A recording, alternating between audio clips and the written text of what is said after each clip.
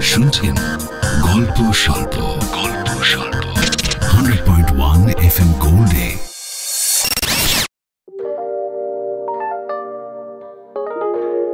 আজ গল্প স্বল্পে শুনবেন আমাদের বিশেষ নিবেদন নাদ।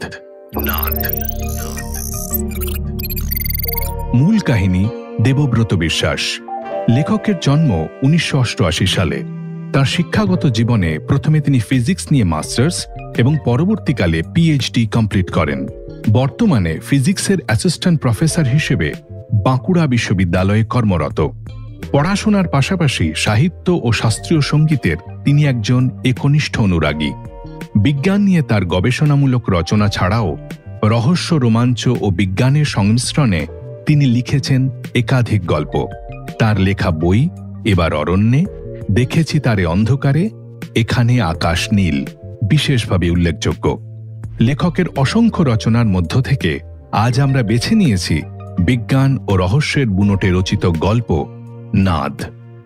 গল্পের বিভিন্ন চরিত্র অভিনয় করেছে সুদীপ্ত, উজ্জ্বল, অপরূপা, অরিজিৎ, অমরজিৎ, তমজিৎ, সোহম, সৌমি, রাজীব, রণজয়, ইন্দ্রাণী ও শুভদা। গল্প পাঠে অর্পণ। গল্পের সূত্রধর দেব। এই গল্প এবং এর প্রতিটি চরিত্র সম্পূর্ণরূপে কাল্পনিক ও লেখকের মস্তিষ্ক প্রসূত। বাস্তবের সঙ্গে এর কোনরূপ মিল পুরোপুরি কাকতালীয়। শুরু হচ্ছে নাদ।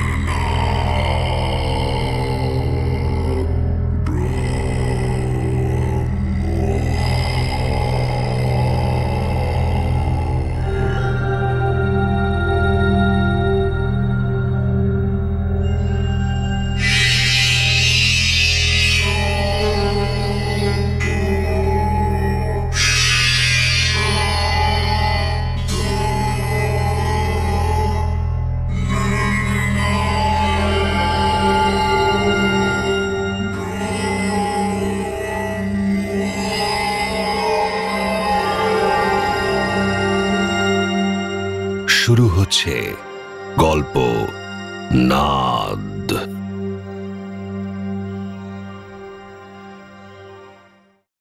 অনেকক্ষণ ধরে শব্দগুলো একটানা হয়েই চলেছে। বটা সারাদিন ফেরি করে এসে সকালের জল ছাক্কা ভাত খেয়ে একটু ঘুমিয়েছে কি ঘুমোয়নি, শব্দটা শুরু হলো তার মাথার মধ্যে। কয়েকদিন ধরে ঘটছে ব্যাপারটা। রাত 12টার পর একটু ঘুম ধরলেই শব্দটা শুরু হচ্ছে। খুব মিহি ধরনের শব্দ, একটানা হয়েই চলেছে। ঘুমের মধ্যে থাকলে শব্দটা শোনা যাচ্ছে। ঘুম ভেঙে জেগে উঠলে আর কান পেতেও শোনা যাচ্ছে না কিছুই। কাঁচা ঘুমটা ভেঙে গেল বটার। বটা ওরফে বটুকেশ্বর দফাদার, শাকিন পুরন্দরপুর, পোস্ট অফিস গাড়িনাড়া, জেলা রামদামপুর। উচ্চ মাধ্যমিক পাশ করে এখন কাপড়ের ফেরি করে।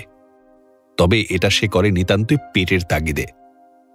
পেটের তাগিদ বড় তাগিদ। অথচ কয়েক পুরুষ আগে কি অবস্থাটাই না ছিল তাদের।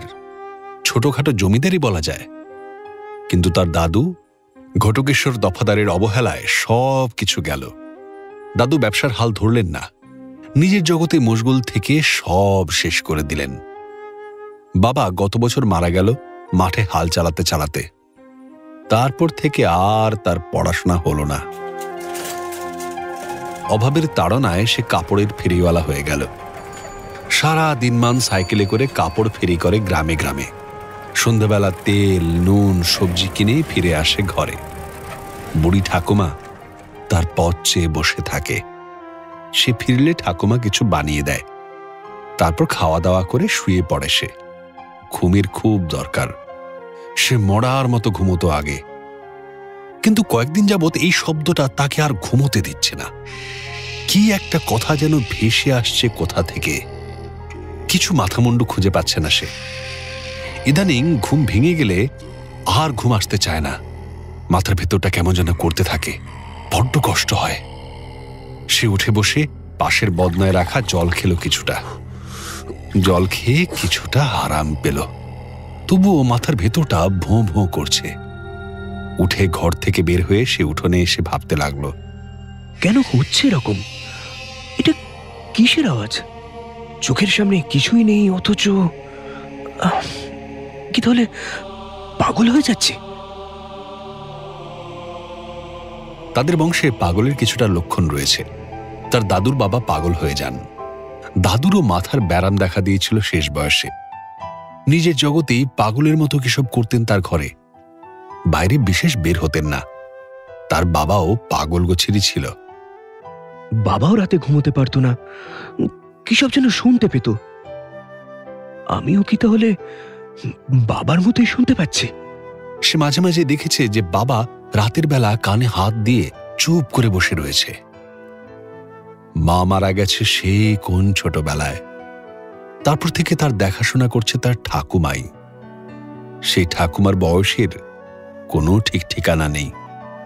জিজ্ঞেস করলে মাথা চুলকে বলে, তা 5-20 হবে হয়তো।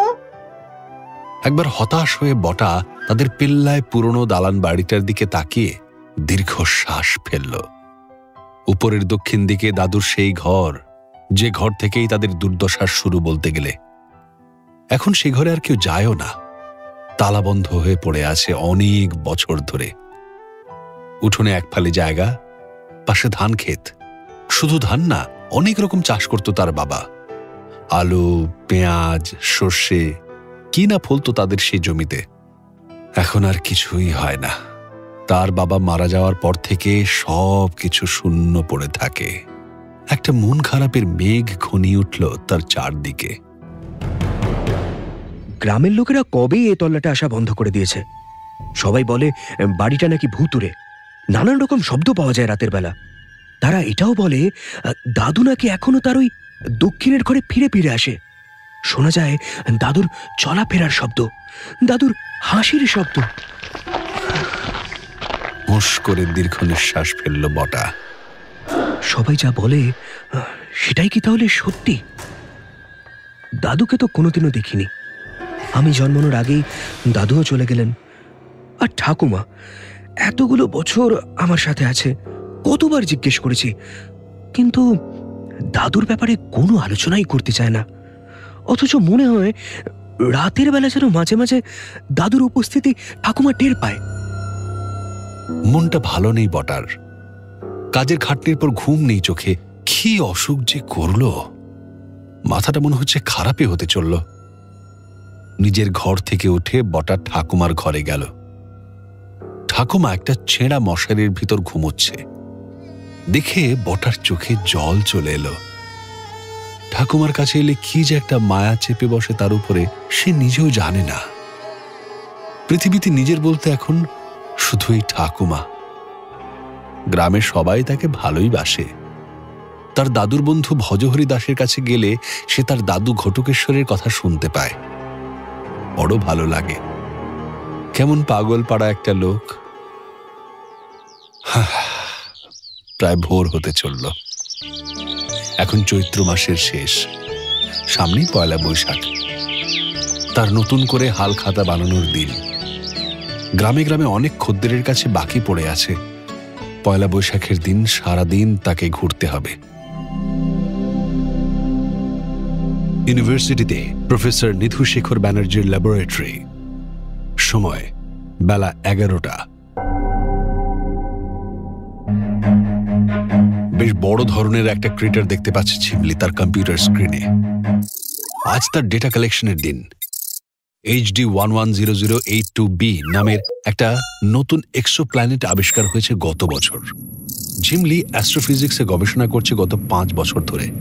এক্সোপ্ল্যানেট হলো সেই সব গ্রহ যারা সৌরজগতের বাইরে অবস্থিত।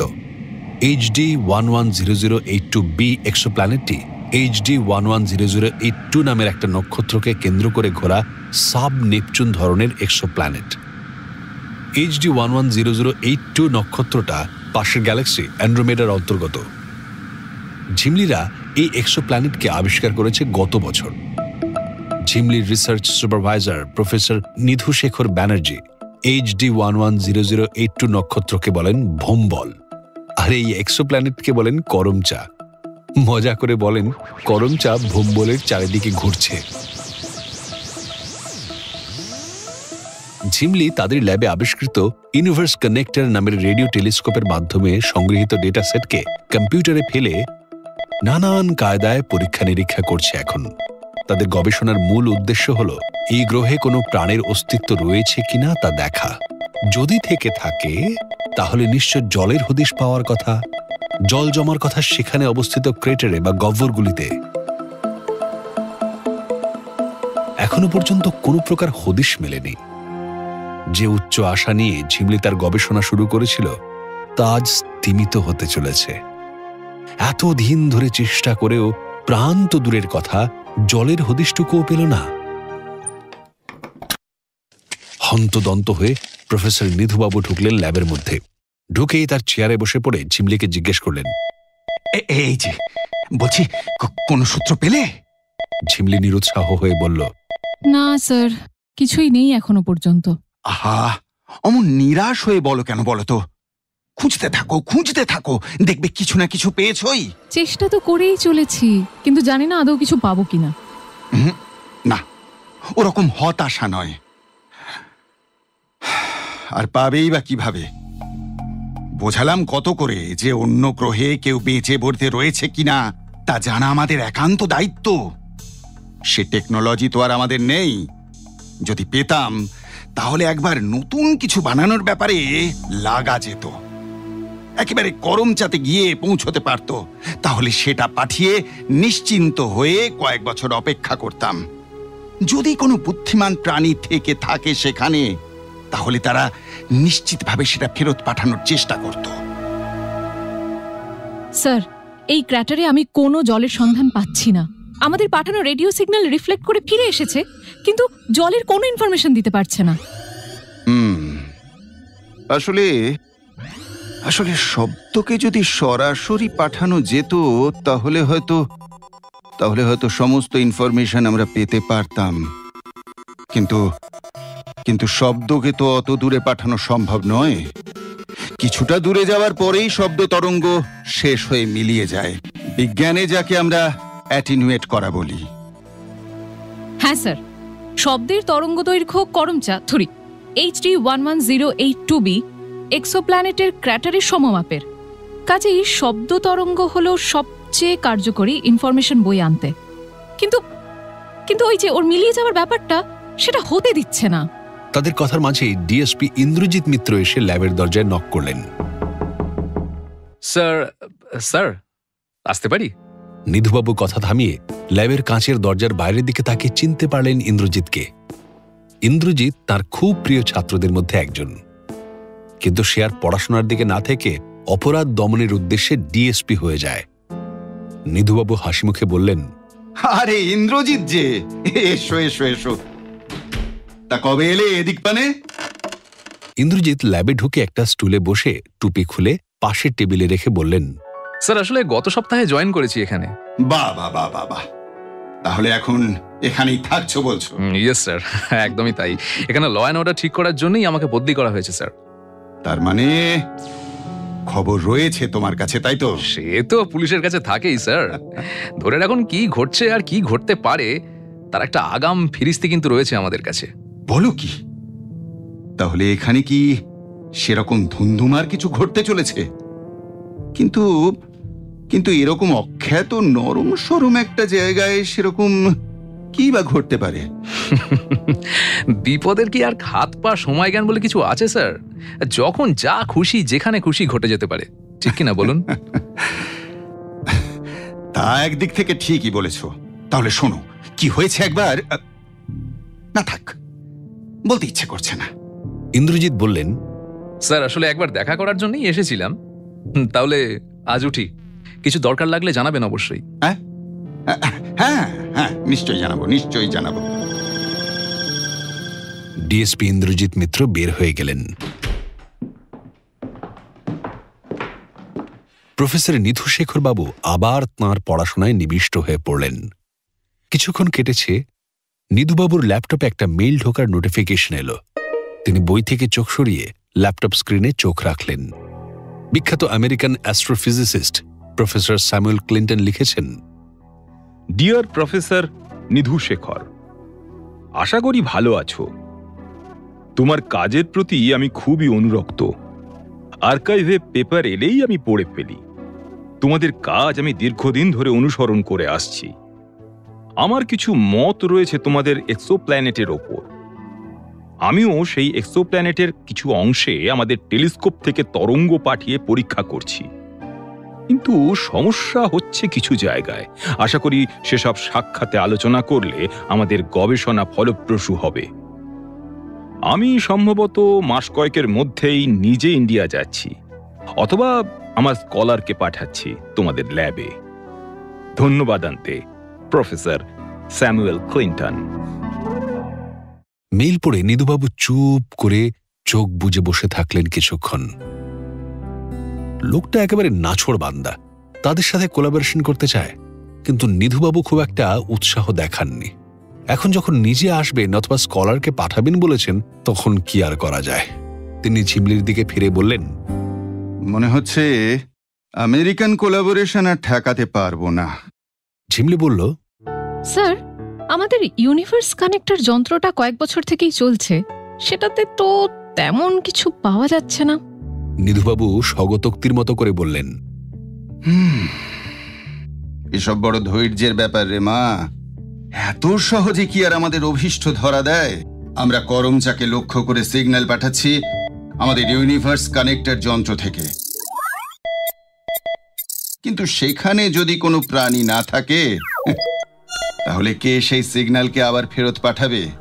আবার যদি প্রাণী থাকেও, তারা যদি ওই অ্যামিবা গোত্রের হয়, তাহলে তাদের পক্ষে সিগন্যাল ফেরত পাঠানো তো আর সম্ভব নয় রে মা। একমাত্র বুদ্ধিমান প্রাণী থাকলে তবেই হয়তো তারা আমাদের ফ্রিকোয়েন্সিকে ধরে আবার ফেরত পাঠানোর ব্যবস্থা করতে পারে। তা ঠিক। ঝিমলি বুঝল ব্যাপারটা। এতদিন ধরে কাজ করেও যখন তেমন কোনো ফলাফল পেল না, তখন তার মনেও সন্দেহ জাগছে যে আদৌ কি কিছু রয়েছে করমচাতে। কিন্তু স্যারের কথা ঠিক, ধৈর্য না ধরলে ফল তো পাওয়া যাবে না।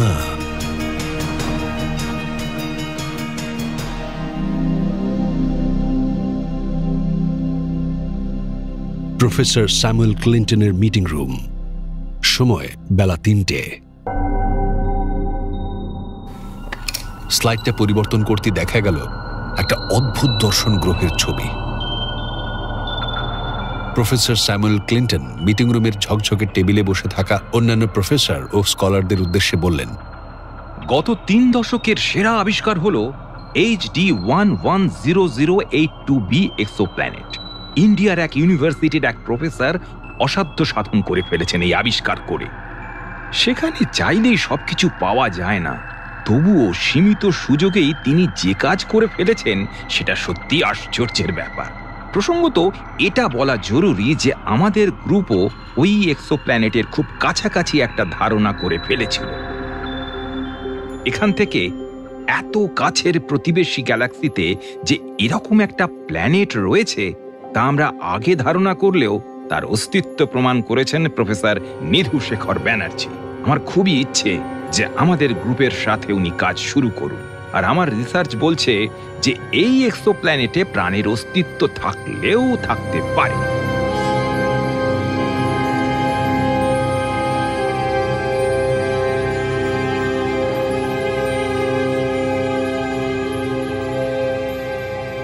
ভেরোনিকা নামের একজন স্কলার জিজ্ঞেস করল, স্যার, প্রাণীর ব্যাপারটা আপনি কতটা জোর দিয়ে বলতে পারেন? প্রফেসর স্যামুয়েল বললেন, খুব জোরের সাথে বলতে পারি না। সেখানের আলোর স্পেকট্রামে কার্বন ও নাইট্রোজেন গ্যাসের অস্তিত্ব রয়েছে। সেখান থেকে আমার ধারণা ওই এক্সোপ্ল্যানেটে জীবের অস্তিত্ব থাকলেও থাকতে পারে। তোমরা তো জানোই যে জীবের মূল মৌল হলো এই দুটি।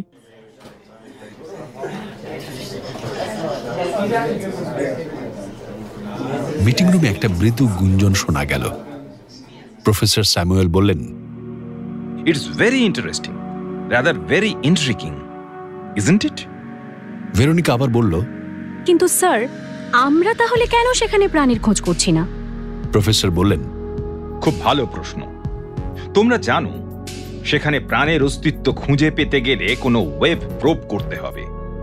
সেই ওয়েভ এখানে ফিরে এলে আমরা তার থেকে বিশ্লেষণ করে বলতে পারবো যে আদৌ প্রাণের অস্তিত্ব আছে কি না, অথবা তারা যদি সেই ওয়েভকে আবার পাঠায় তবেই সেটা প্রমাণ করা যাবে।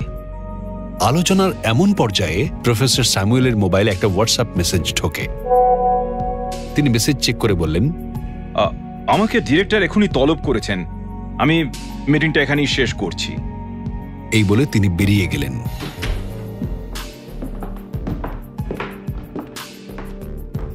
তিনি বের হয়ে যেতে স্কলাররা নিজেদের মধ্যে আলোচনা করতে শুরু করলেন, এক ধরনের গ্রুপ ডিসকাশন।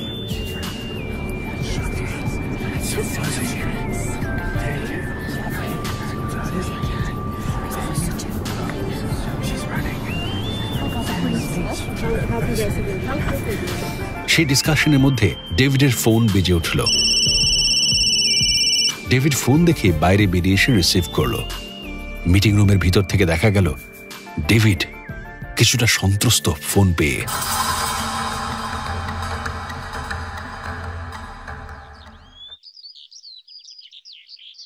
ভজহরি দাস গ্রামের সবচেয়ে বয়স্ক লোক। বয়স 120 হওয়াও অসম্ভব নয়। এখন বর্তমানের স্মৃতি কাজ করে না, তার দৃষ্টি ঘোলাটে ছানির চোটে। তবে 100 বছর আগেকার কথাও তার ঝরঝরে মনে আছে, কিন্তু এক্ষুনি ভাত খেয়েছে কিনা তা মনে করতে পারে না। এখন দুপুরবেলা তার নাতবউ তাকে ভাত খাইয়ে দাইয়ে বটতলার ছায়ায় বসিয়ে দিয়েছে। ভজহরি ইতিউতি চেয়ে নিজের মনে বিড়বিড় করতে থাকে। তার চোখে এখনো সেই সব অতীত দিনের ছায়া। গ্রামটার কতই না পরিবর্তন দেখল নিজের চোখে।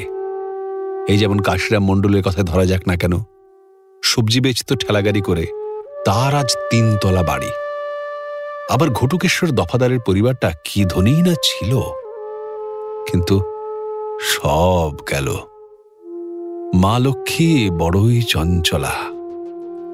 তবে ঘটুকেশ্বরের দোষও ছিল, ব্যবসায় মন ছিল না একেবারেই। সারাক্ষণ সে তার ঘরে কি জানি কি সব করত। লোকে বলতো পিশাচ সিদ্ধ ছিল সে।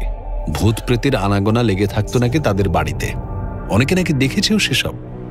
আর বিদঘুটে সব শব্দ শোনা যেত তার ঘর থেকে। তন্ত্রমন্ত্র কেনা কে জানে। ঘটুকেশ্বর ছিল ভজহরির প্রাণের বন্ধু। সে কতবার তাকে বলেছে যে ওসব সাধনা মাদনা ছেড়ে ব্যবসায় মন দিতে, কিন্তু কে শোনে কার কথা। আবার সাধনার সাথে সাথে কিসব কল কবজাও বানাতো নাকি। ভীমরতি ধরলে মানুষ এরকম করে। ঘটুকেশ্বরেরও ভীমরতি ধরেছিল, না হলে অমন ফলন্ত ব্যবসাকে কেউ ছেড়ে দেয়? সামনে দিয়ে একটা ছেলে সাইকেলে করে কিছু নিয়ে যাচ্ছে। ভজহরি বলল, বলি কে হে, কে যায়? ছেলেটি বলল, ভজ দাদু, আমি বটা। ঘটার নাতি বটা? তা বলি যাচ্ছিস কোথা? এদিক পানে একবার আয় না, আয় না, দুটো মনের কথা বলি। বুড়োর সাথে আর কেই বা বকে বল। বটা সাইকেল থেকে নেমে সেটাকে দাঁড় করিয়ে এগিয়ে এসে বসল ভজহরির পাশটিতে।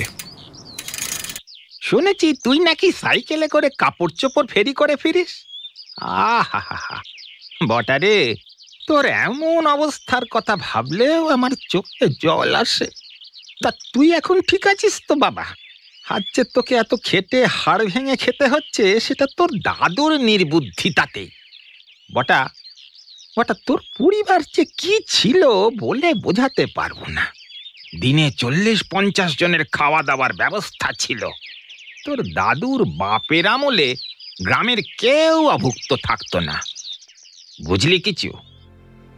বটা একটা দীর্ঘ শ্বাস ছাড়ল। কতই না ইচ্ছে ছিল তার পড়াশোনাটা করবে। তা পড়াশোনায় সে ভালোই ছিল, শুধু ভালো না, একেবারে রীতিমতো ভালো যাকে বলে। অঙ্কে কোনোদিন 100 কম পায়নি।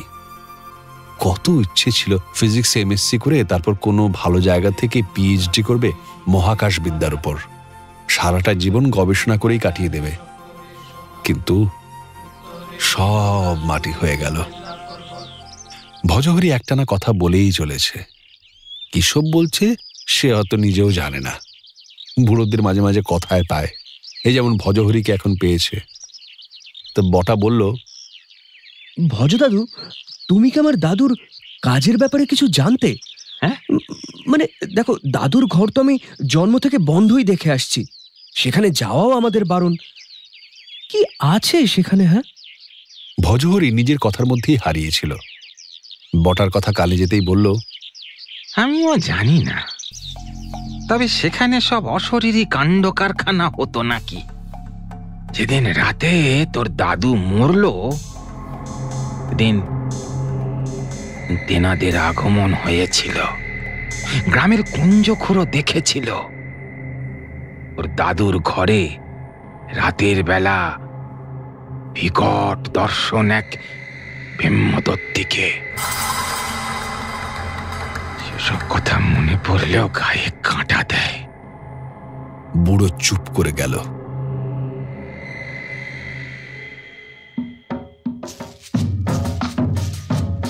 উচ্চ মাধ্যমিকে বিজ্ঞানের ছাত্র ছিল বটা। এসব মন গড়া কথায় তার বিশ্বাস হলো না। তবে লোকমুখে এরকম একটা আষাঢ়ে গল্প চালু রয়েছে, তার দাদুকে নাকি ভূতে মেরে ফেলে। গাল গল্প যত সব।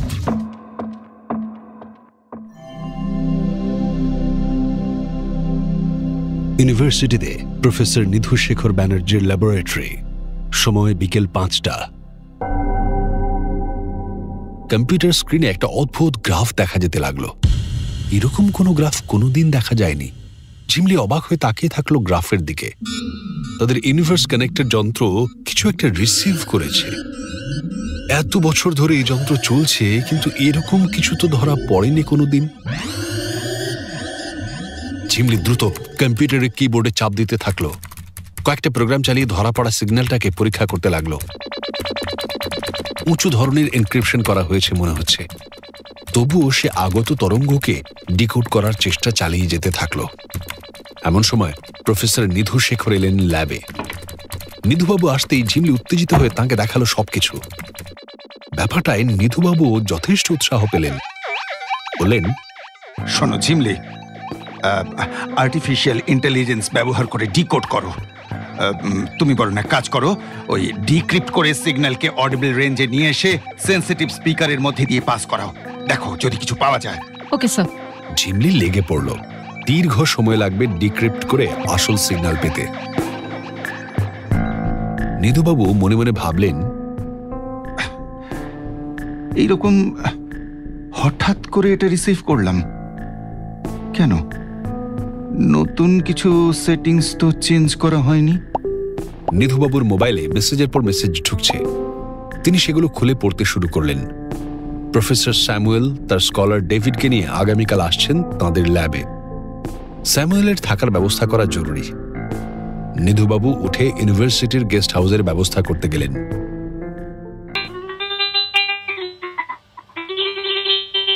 এদিকে ঝিমলির সামনে থাকা কম্পিউটারে একের পর এক গ্রাফ ফুটে উঠেছে। সে মনোযোগ সহকারে সেগুলোকে বিশ্লেষণ করছে। দীর্ঘ সময় অতিবাহিত হওয়ার পর তার কম্পিউটারে কয়েকটা অক্ষর ভেসে উঠল।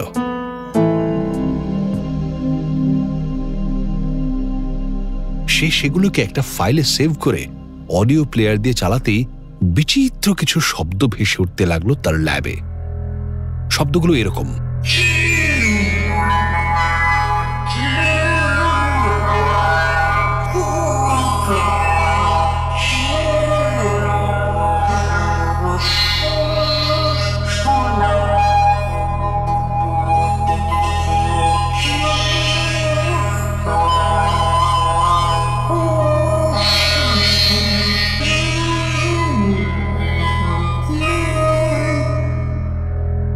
কিছুক্ষণ এই ধরনের শব্দ বাজতেই মাথাটা ভয়ঙ্কর ভাবে ধরে গেল ঝিমলির। মাথার ভেতর কেউ যেন হাতুড়ি পিটছে। সে আর বসে থাকতে পারছে না। সে কোনো রকমে কানে হাত চেপে বসে রইল। আশ্চর্য, এত মাথা ধরছে কেন? নিধুবাবু এই সময় ল্যাবে ঢুকলেন। ঢুকে শব্দে তিনিও বসে পড়লেন। তার বুক ধরফর করতে লাগলো, মাথা ব্যথায় তিনিও কাবু হয়ে পড়লেন। ঝিমলি কোনোভাবে কম্পিউটারে তার সে অডিও প্লেয়ারকে বন্ধ করল। বন্ধ করতেই এক অদ্ভুত নিস্তব্ধতা নেমে এলো ল্যাবে। এতটাই নিস্তব্ধতা যে তারা নিজেদের হৃৎপিণ্ডের শব্দ শুনতে পেলেন। অসহনীয় মনে হচ্ছে, নৈশব্দ এত অসহ্য হতে পারে। কিন্তু কয়েক মুহূর্ত মাত্র, তারপর আবার সবকিছু স্বাভাবিক হতে শুরু করল। তাদের মাথা ব্যথা কমতে শুরু করল। প্রফেসর স্যামুয়েলের স্কলার ডেভিডের ফোন বেজে ওঠে। ফোনের স্ক্রিনের দিকে তাকিয়ে ডেভিড দেখে ভেসে উঠেছে আননোন নাম্বার কলিং। কিন্তু ডেভিড জানে এটা ওয়ার্নারেরই ফোন। ও ফোন করলে কখনোই নাম্বার দেখা যায় না। মুহূর্তে মুখের রং সাদা হয়ে যায় ডেভিডের। কাঁপা কাঁপা হাতে কলটা রিসিভ করে ফোনটা কানে লাগায় সে।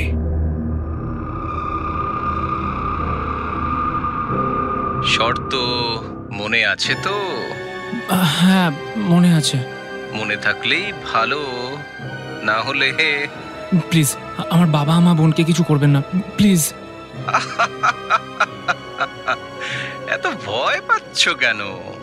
It's just business, nothing personal. Plan অনুযায়ী চললে তুমি ভাবতেও পারছো না কত টাকার মালিক করে দেব তোমাকে, আর না চললে কি হবে সেটাও তো তুমি জানো। আর বলছি না তাহলে, আমি খুব অনেস্ট বিজনেসম্যান, বিনামূল্যে কোনো কাজ করাই না। আমার টাকা চাই না, আমি শুধু আমার পরিবারের মুক্তি চাই। আপনাদের সব কথা শুনবো, যা করতে বলবেন করব। ফর গড সেক, ওদের কিন্তু কিছু করবেন না। না, এখনই কিছু করছি না, তবে তোমাকে তো ইন্ডিয়া যেতেই হবে অ্যাট এনি কস্ট। আমাদের ওই টেকনোলজি চাই। ফোনটা কেটে গেল। মিটিং রুমের বাইরে দাঁড়িয়ে ডেভিড রীতিমতো কাঁপছে। ডেভিড বেনেট সমসাময়িক তরুণ বিজ্ঞানীদের মধ্যে অগ্রগণ্য। গ্র্যাজুয়েট ছাত্র থাকার সময়ে তাঁর ইউনিভার্সের কনস্ট্রাক্টিং নেচারের উপর করা গবেষণাপত্র নামজাদা জার্নাল থেকে প্রকাশিত হয়েছে। এখন সে প্রফেসর স্যামুয়েল ক্লিন্টনের গাইডেন্সে গবেষণা করছে। মিটিং রুমে থাকার সময় তার ফোনে সেই কল আবার এসেছে। ফোন ধরে রীতিমতো সন্ত্রস্ত। ব্যাপারটা মিটিং রুমের ভেতর থেকে ভেরোনিকা উপলব্ধি করেছে। ডেভিডের হলোটা কি? এই কোন ডেভিড? হাসি খুশি ছেলেটা এরকম চুপচাপ হয়ে গেছে কেন? Something is fishy, very fishy. Veronica বের হয়ে এলো মিটিং রুম থেকে। সে এসে ডেভিডের হাত ধরে বলল, ডেভিড, কি হয়েছে? ডেভিড কিছুক্ষণ ফ্যালফ্যাল করে তাকিয়ে থেকে কেঁদে ফেলল। বলল, আমার খুব বড় বিপদ। মানে? ডেভিড কিছুক্ষণ ইতস্তত করে কিছু বলতে গিয়েও যেন বলল না। দ্রুত সেখান থেকে চলে গেল। ভেরোনিকা অবাক হয়ে তাকিয়ে থাকলো ডেভিডের চলে যাওয়ার দিকে। মিটিং রুমে ফিরে এলেন প্রফেসর স্যামুয়েল। এসেই ঘোষণা করলেন, আমরা কালই ইন্ডিয়া যাচ্ছি। প্রফেসর নিধু শেখরের ল্যাবে কিছুদিন কাজ করতে হবে। আমি আর ডেভিড দুজনে যাব। তোমরা ইতিমধ্যে আমরা যেসব ডেটা পেয়েছি সেগুলো অ্যানালিসিস করে রেজাল্ট বের করার চেষ্টা করো। তাদের মিটিং শেষ হলো। সবাই ল্যাবে ফিরে এলো। ফিরে এসে নিজের নিজের কাজে মনোসংযোগ করল। সেদিন রাতে ফ্লাইট। প্রফেসর স্যামুয়েল আর ডেভিড ভারতের উদ্দেশ্যে রওনা দেবেন রাত 10টার সময়। একটা ক্যাবে করে তারা এয়ারপোর্টে চলে এলেন।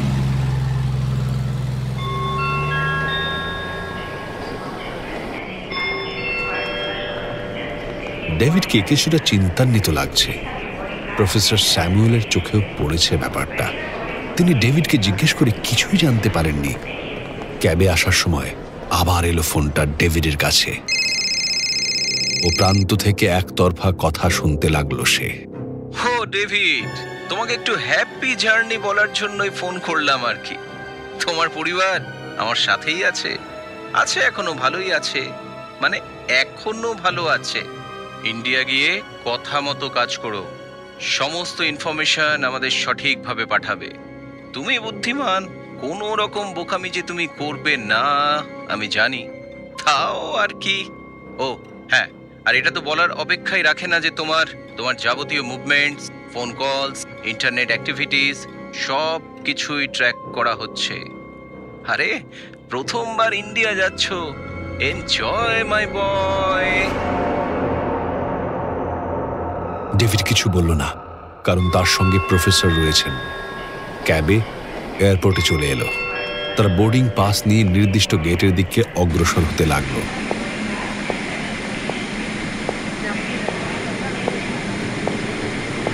এয়ারবাসে বসার কয়েক মিনিট পরেই ফ্লাইট রানওয়ে ধরে সজোরে ছুটে মাটি ছাড়া হলো।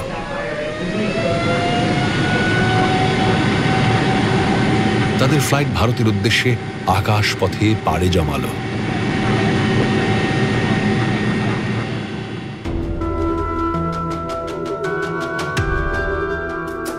ডেভিড নিজের চারদিকের বাকি প্যাসেঞ্জারদের দেখল। অনেকেই যেন তার দিকে নিষ্পলক তাকিয়ে রয়েছে। তার মানে ওয়ার্নারের কথা কি সত্যি? তাকে ফলো করা হচ্ছে?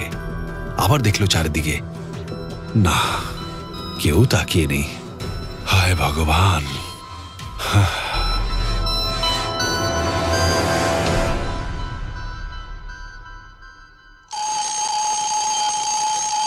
ডিএসপি ইন্দ্রজিৎ মিত্র গতকাল রাতেই জানতে পেরেছেন যে আজ সুপারিনটেন্ডেন্ট অফ পুলিশের অফিসে তার জরুরি তলব পড়েছে। হন্তদন্ত হয়ে সকালে এসে পৌঁছেছে সে। সুপারিনটেন্ডেন্ট অফ পুলিশ রণবীর রায় বাংলায় পিএইচডি করে আইপিএস হয়ে ঢুকেছেন। দুর্দান্ত গল্প লেখেন, অনেকগুলো বই পাবলিশ হয়েছে, মোটামুটি পাঠক মহলে সেলিব্রিটি স্ট্যাটাস। তবে ওনার এই লেখক সত্তার আড়ালে লুকিয়ে আছে এক দুঁদে পুলিশ অফিসার। ইন্দ্রজিৎ শুধু ওনার জুনিয়র নয়, ফ্যানও বটে। পুলিশ ট্রেনিং একাডেমিতে রায়ের অনেকগুলো অ্যাচিভমেন্ট কেস স্টাডি হিসেবে ওদের পড়ানো হতো। রণবীরের পিএ তাকে জানায় যে স্যার আপনাকে ভিতরে ডাকছে। আসতে পারি স্যার?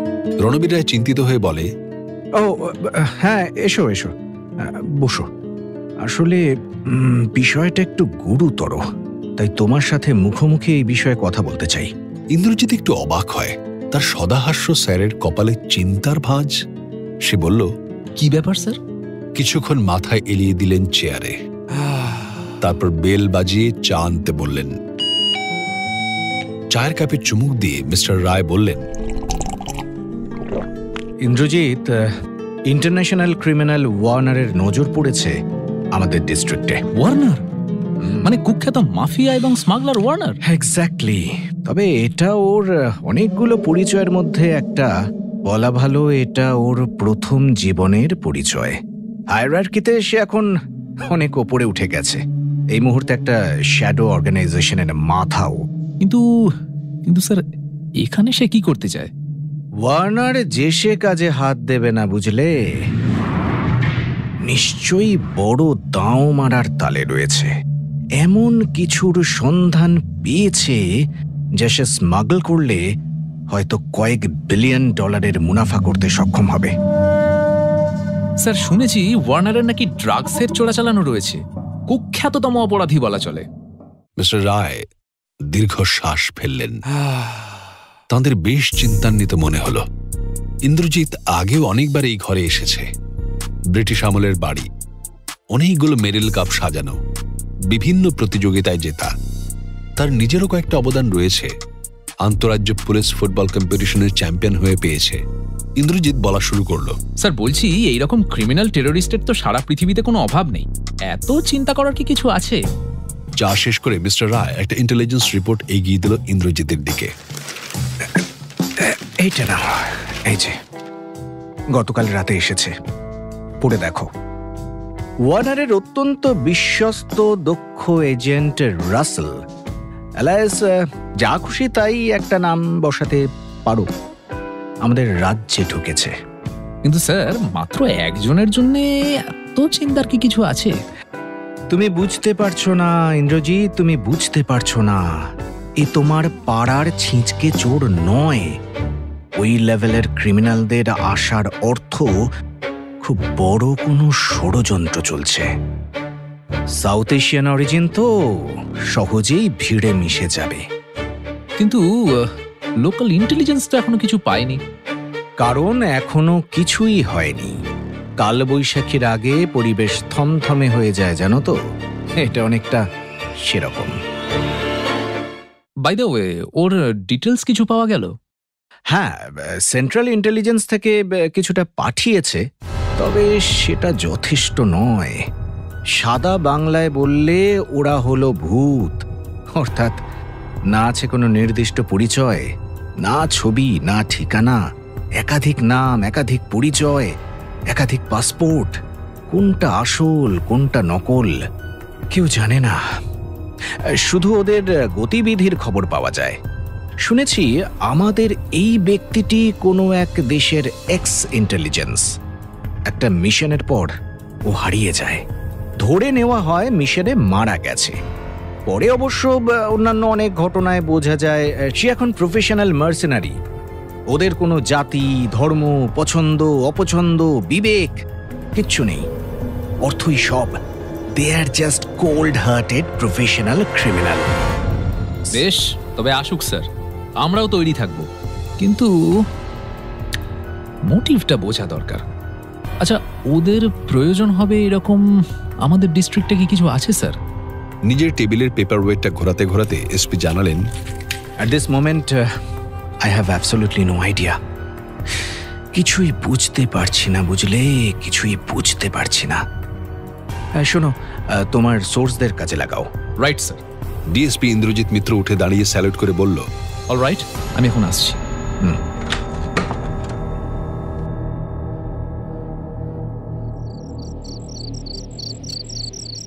রাত্রে এইমাত্র শুলো বটা।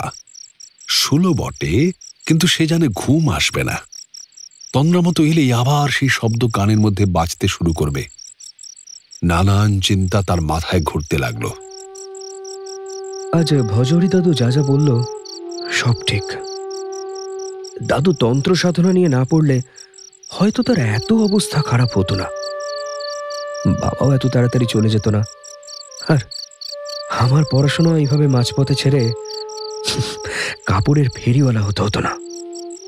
শুধু দাদু যদি একটু বিচক্ষণ হতো না, এই দিনটা আমাদের দেখতে হতো না। এইসব ভাবনা আর সারা দিনের ক্লান্তিতে কখন সে একটু তন্দ্রাচ্ছন্ন হয়েছে কি হয়নি, আবার শুরু হলো।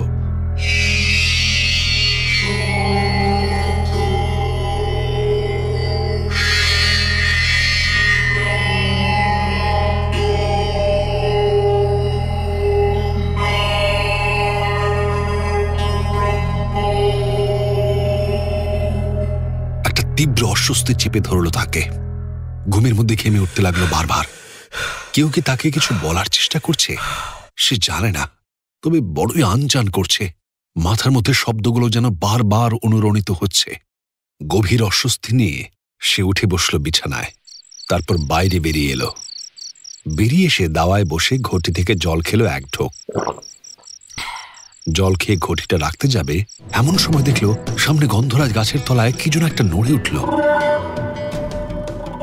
প্রথমে ভাবলো চোখের ভুল, তারপর আবার সরসর করে পাতার উপর শব্দ হলো। এবার সে কিছুটা আঁতকে উঠল।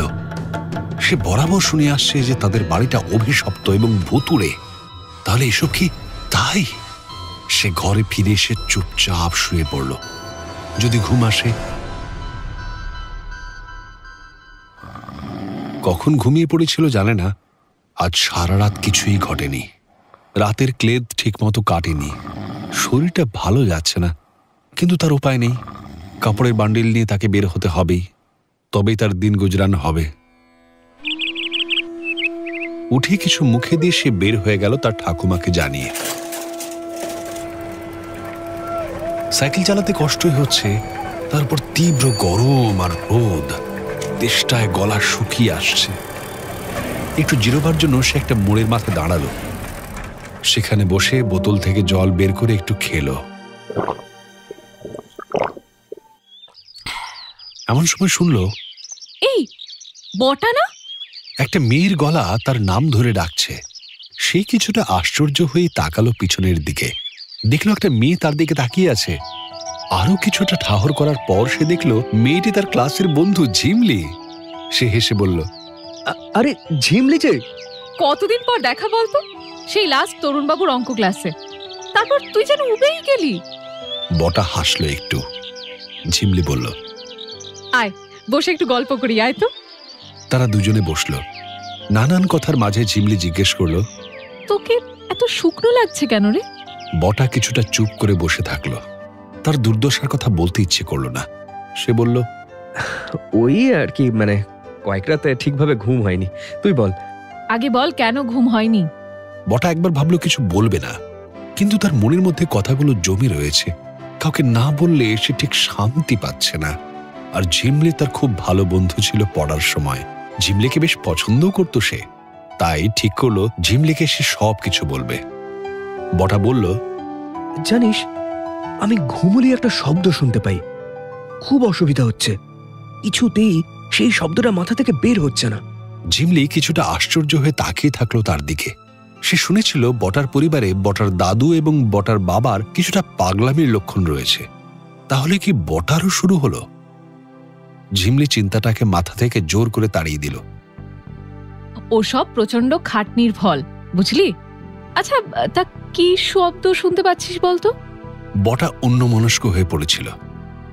ঝিমলির কথা সম্বিত ফিরে পেয়ে বলল, একটা শব্দ নয় রে, ক্রমান্বয়ে কতগুলো শব্দ। তাতে কি আছে জানি না, তবে শব্দগুলো ওই শ শব্দ, শ নাদ, ব্রহ্ম, এইরকম সবকিছু। বলে আবার সে ঝুম ধরে বসে রইল।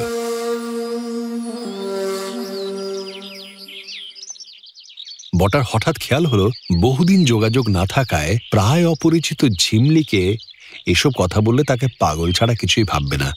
খানিকটা লজ্জিত হয়ে ইতস্তত ভাবে বলল, না মানে ওই আমারই মনের ভুল হবে আর কি। ঝিমলির বেশ আশ্চর্য লাগলো ঘটনাটা। সে বটাকে আর কিছু বলতে যাবে এমন সময় সামনে থেকে ইউনিভার্সিটির বাস আসতে দেখা গেল।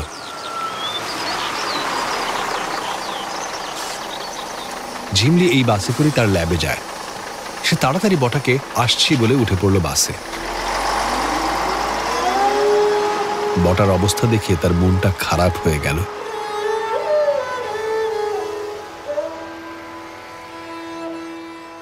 প্রফেসর স্যামুয়েল ডেভিডকে নিয়ে আজ দুপুরে এসে উঠেছেন ইউনিভার্সিটির গেস্ট হাউসে। প্রথমবার ভারতে আসা রসিক মানুষ। নিধুবাবুকে রিকোয়েস্ট করেছেন বাঙালি রান্না খাবেন। দীর্ঘ ফ্লাইট, তারপর গাড়িতে বেশ কয়েক ঘন্টার জার্নি। অফুরন্ত প্রাণশক্তি হোক বা নতুন যন্ত্র চাক্ষুষ করার আনন্দই হোক, মুখে ক্লান্তির কোনো ছাপ নেই। ফ্রেশ হয়ে তিনি নিধুবাবুর ল্যাবে যাবার জন্য রেডি হয়ে বসে রয়েছেন। ঝিমলি এসে নিয়ে গেল তাঁদের নিধুবাবুর ল্যাবে।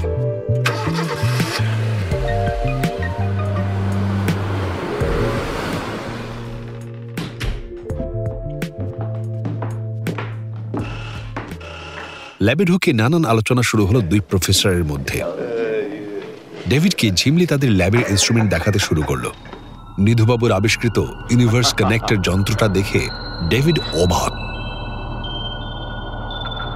সব কথার মাঝে ডেভিডকে কেমন যেন অন্যমনস্ক লাগছিল। ঝিমলি বুঝতে পারছিল ডেভিড যেন সারাক্ষণ অন্য কিছু ভাবছে। প্রফেসরদের কথাবার্তার মধ্যে নিধুবাবু বললেন, জানেন প্রফেসর স্যামুয়েল, কাল আমরা ল্যাবে একটা অদ্ভুত মেসেজ পেয়েছি। সেটা মহাজাগতিক। হয়তো কেউ কমিউনিকেট করার চেষ্টা করছে, কিন্তু সে যে কি বলতে চাইছে সেটা ডিকোড করতে পারিনি। প্রফেসর স্যামুয়েল বললেন, স্ট্রেঞ্জ, আমি একবার দেখতে পারি সেই মেসেজ? অবশ্যই পারেন। নিধুবাবু ঝিমলিকে ইশারা করলেন। ঝিমলি তার কম্পিউটার থেকে সেই ফাইলটা চালিয়ে দিল। ঘর আবার শব্দে ভরে গেল।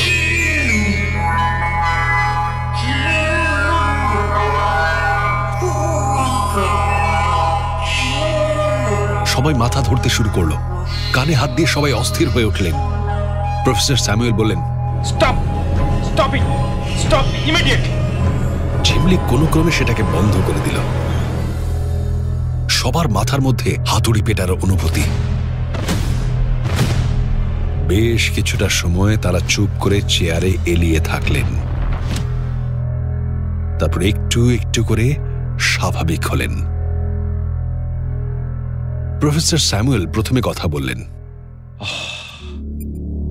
নিধু, মনে হচ্ছে এটা কোনো মেসেজ এনকোড হয়ে রয়েছে। মেসেজের মাধ্যমে আমাদের কিছু বলতে চাইছে। আমারও সেই রকমই মনে হচ্ছে, কিন্তু এমন মাথা ধরে যাচ্ছে যে যে আমি কিছুই করতে পারছি না। নিশ্চয়ই কোনো ব্রেন ওয়েভ ব্যবহার করা হয়েছে, তা না হলে এরকম অবস্থা হতো না। ঝিমলি, একটা কাজ করো, এই স্পিচ মেসেজটা ক্যারেক্টার পরিবর্তিত করে একটা প্রিন্ট করে দেখাও তো। Okay sir. Jhimli speech to text artificial intelligence ব্যবহার করে নিমিষে তা করে ফেলল। বাংলা এবং ইংরেজিতে কিছু লেখা প্রিন্ট হয়ে বের হয়ে এলো কয়েকটা কাগজের পাতায়। সেই কাগজগুলো সবাইকে দেওয়া হলো। সবাই কাগজে ঝুঁকে পড়লেন। অনেকক্ষণ দেখে নিধুবাবু বললেন, চিচি, এই শব্দগুলোকে যদি নয়েজ হিসেবে আমরা ধরেও নিই, তো ওগুলোকে বাদ দিয়ে কিছু মেসেজ আমরা পাচ্ছি। দেখি, আচ্ছা আচ্ছা, এগুলো কি সংস্কৃত? আমাকে দিন দেখি, আমি কিছুটা সংস্কৃত শিখেছি। আচ্ছা।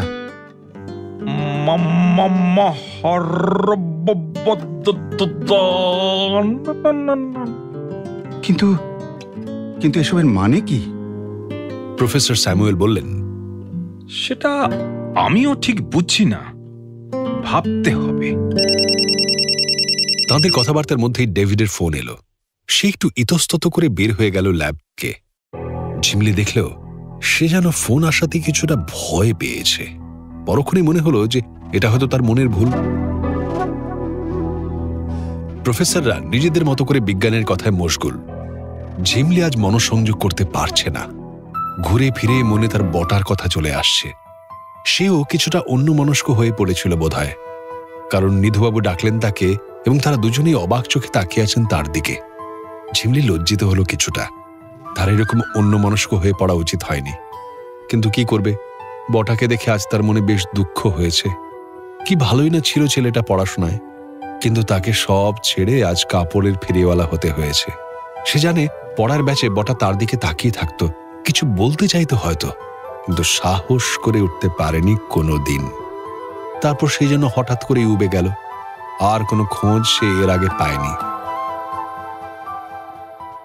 নিধুবাবু তাকে বললেন, ঝিমলি, ঝিমলি, কি হয়েছে? তোমাকে অন্যরকম লাগছে। ঝিমলি কিছুক্ষণ চুপ করে থেকে বলল, স্যার, আজ আমার মনটা ভালো না। আজ একজন পুরনো ক্লাসমেটের সাথে দেখা হলো, জানেন? বটা, মানে বটুকেশ্বর দফাদার। খুব ভালো ছিল পড়াশোনায়, কিন্তু ওই অভাবের জন্য ছাড়তে হয়। সে কত স্বপ্ন দেখেছিল জানেন, অ্যাস্ট্রোফিজিক্সে পিএইচডি করবে, কিন্তু আজ তাকে ভাগ্যের ফেরে কাপড়ের ফেরিওয়ালা হতে হয়েছে। Very unlucky lad. তার উপর জানেন আবার নাকি মাথার ব্যামও দেখা দিয়েছে। রাতে শুলে নাকি নানান রকমের শব্দ শুনতে পাচ্ছে। ভুতুরে ব্যাপার মনে হচ্ছে। স্ট্রেঞ্জ। কি শুনতে পায়? আমি জিজ্ঞেস করাতে বলল শব্দ, শব্দ, নানান নাদ, ব্রহ্ম, এই ধরনের কি সব শুনতে পাচ্ছে যেন আজকাল। নিধুবাবুর কপালে ভাঁজ পড়ল। তিনি নিজের মনেই বললেন, নাদ ব্রহ্ম, নাদ ব্রহ্ম। Strange, very strange. নাদ ব্রহ্ম মানে শব্দই ব্রহ্ম, মানে মানে কিছু অনাহত শব্দ। কথিত রয়েছে যে বিগ ব্যাঙে ব্রহ্মাণ্ড তৈরির সময় এই নাদ ব্রহ্ম ঘটেছিল। সেই নাদ ব্রহ্ম, মহাকাশের ডাক। চুপ করে চোখ বুজে কিছু গভীর ভাবনায় তলিয়ে গেলেন। তারপর চোখ খুলল তাঁর। দেখা গেল তিনি উত্তেজনা ছটফট করছেন। তিনি ঝিমলিকে বললেন, কি যেন নাম বললে ছেলেটির? বটুকেশ্বর দফাদার, তাই তো? ঝিমলি তার স্যারের আচরণে যথেষ্ট অবাক হয়ে বলল, হ্যাঁ হ্যাঁ স্যার, বটুকেশ্বর দফাদার। আচ্ছা আচ্ছা, ওর বাড়ি কি পুরন্দরপুর? ঝিমলির আবার অবাক হওয়ার পালা।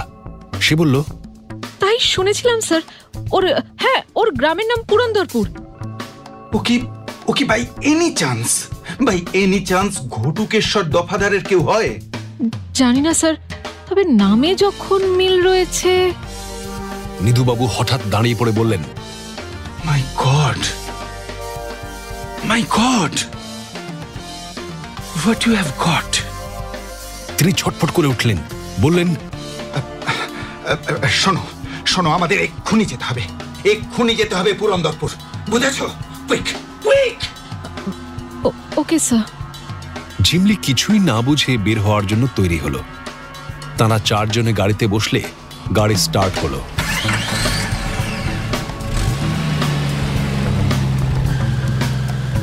সন্ধ্যের অন্ধকারে হুশ হুশ করে গাড়ি শহর ছাড়িয়ে কোনো এক নাম না জানা অখ্যাত গ্রামের দিকে যাত্রা শুরু করলো। ঝিমলির নাকে চাষ করা মাটির গন্ধ, শালপাতার গন্ধ আসতে লাগলো।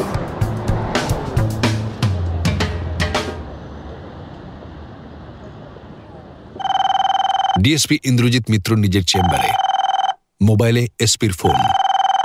Hello sir. ফোনের ও প্রান্ত থেকে এসপি বললেন, আরে ইন্দ্রজিৎ, শোনো, একটা মেজর ব্রেক থ্রু পাওয়া গেছে। It's about a wave emitting device. এমন কোন টেকনোলজি যার মাধ্যমে অন্য কোনো তরঙ্গ পাঠানো সম্ভব। সব ডিটেলস তোমাকে ইমেল করছি, এক্ষুনি চেক করো, তারপর আমাকে কল করো। ইন্দ্রজিৎ মিত্র মেইল খুলে দেখলেন একটা মেইল রয়েছে যেখানে বেশ কিছু ডিটেইলিং করা আছে।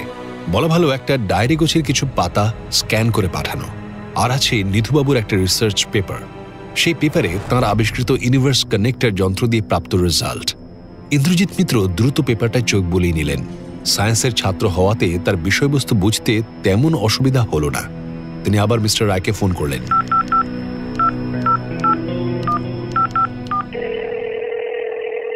স্যার, এ তো বিভৎস ব্যাপার। নিধুবাবু এমন একটা যন্ত্র বানিয়েছেন যাতে করে দূরের গ্রহে সিগন্যাল পাঠানো যায়। এই যন্ত্রের ওপর পৃথিবীর তাবড় বিজ্ঞানীরাও কাজ করেছিলেন, কিন্তু নিধুবাবুই প্রথম কিন্তু এই যন্ত্রের ব্যবহার করেন। মিস্টার রায় বললেন, একদম ঠিক, রাইট ইউ আর। আমাদের ইন্টেলিজেন্সও তাই বলছে।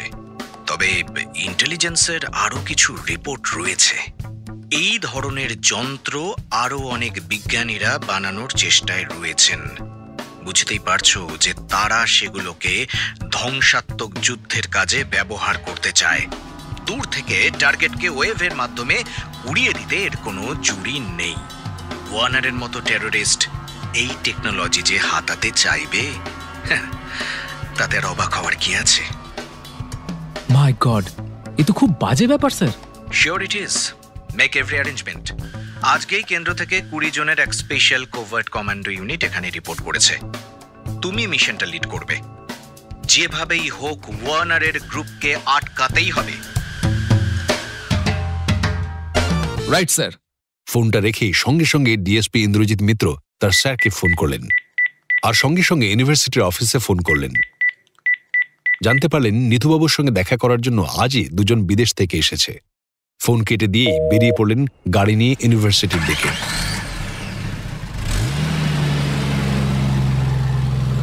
সেখানে কমান্ডো বাহিনী তার সঙ্গে দেখা করবে। ইন্দ্রজিৎ ভাবতে থাকে, 2 জন বিদেশি? ও মাই গড, ওরাই কি তাহলে ওয়ার্নারের লোক? ইউনিভার্সিটি এসে ল্যাবে গিয়ে নিধুবাবুকে পেলেন না ইন্সপেক্টর মিত্র। তিনি ফোন করলেন, কিন্তু নিধুবাবুর ফোনে সিগন্যালের সমস্যায় তাকে ধরা গেল না। ওখানে জানতে পারলেন নিধুবাবু, তার অ্যাসিস্ট্যান্ট ঝিমলি আর সেই 2 বিদেশি একটু আগে গাড়ি নিয়ে বেরিয়েছে। কোন দিকে সেটা কেউ বলতে পারল না।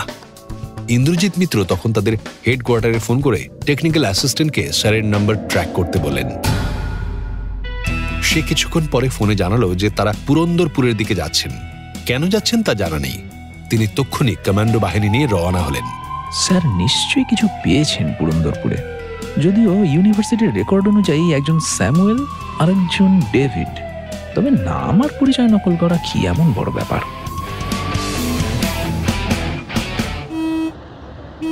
গাড়িতে নিধুবাবু বিড়বিড় করে নিজের মনে কিসব যেন বলতে থাকলেন।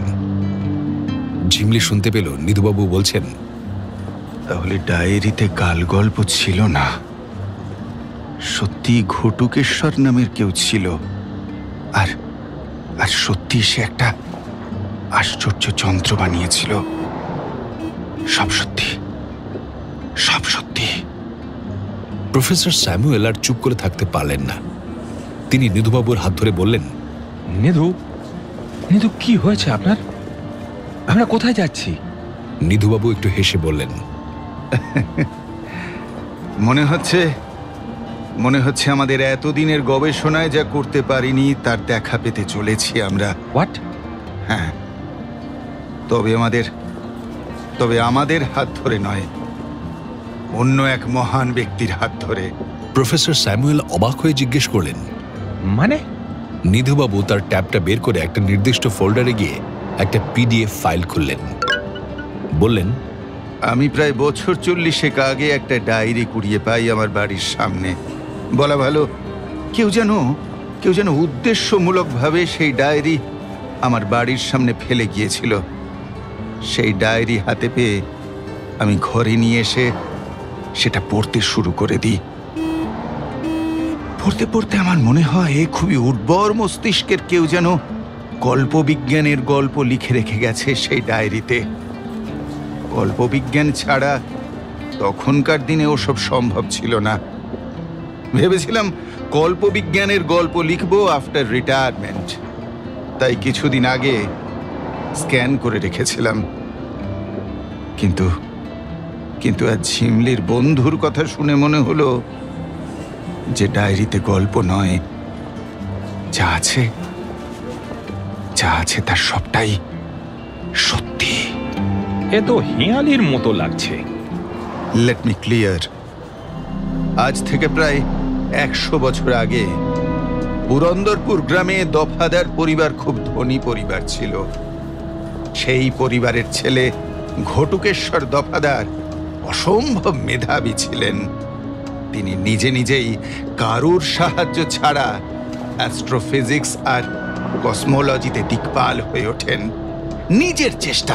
সম্পূর্ণ নিজের চেষ্টায় একটা যন্ত্র আবিষ্কার করে বসেন। সেই যন্ত্র মহাকাশে শব্দের মাধ্যমে সিগন্যাল পাঠাতে সক্ষম ছিল। তিনি একটাই শব্দ পাঠাতেন মহাকাশে, নাদ ব্রহ্ম। নাদ ব্রহ্ম? ইয়েস। ঝিমলি বলে উঠল, কিন্তু স্যার, শব্দ আর কত দূরেই বা যাবে বলুন তো? কিছুটা গিয়েই তো অ্যাটেনুয়েট করে একেবারে শেষ হয়ে যাবে, তাই না? ভেরি গুড ঝিমলি, কিন্তু এ তো যে সে শব্দ নয়। তোমরা জানো যে সাধারণ আলো বেশি দূর যেতে পারে না, তার আগেই স্ক্যাটার্ড বা বিচ্ছুরিত হয়ে দিকভ্রষ্ট হয়ে পড়ে। কিন্তু যদি আমরা সাধারণ আলোর বদলে লেজার আলো পাঠাই, তাহলে সেটা নষ্ট না হয়ে বহুদূর চলে যেতে সক্ষম। লেজার মানে তো জানোই, light amplification by stimulated emission of radiation. একেবারে ঠিক স্যার। একদম এরকমই একটা ব্যবস্থা তৈরি করে ফেলেছিলেন ঘটুবাবু। মানে শব্দের বা সাউন্ডের লেজার, বা এক কথায় বলা চলে sound amplification by stimulated emission of radiation, বা সংক্ষেপে সেজার। সেই সেজারকে তিনি মহাকাশের বিভিন্ন দিকে তাক করে পাঠাতেন। যদি কোনোদিন কোনো রেসপন্স ফিরে আসে সেই উদ্দেশ্যে।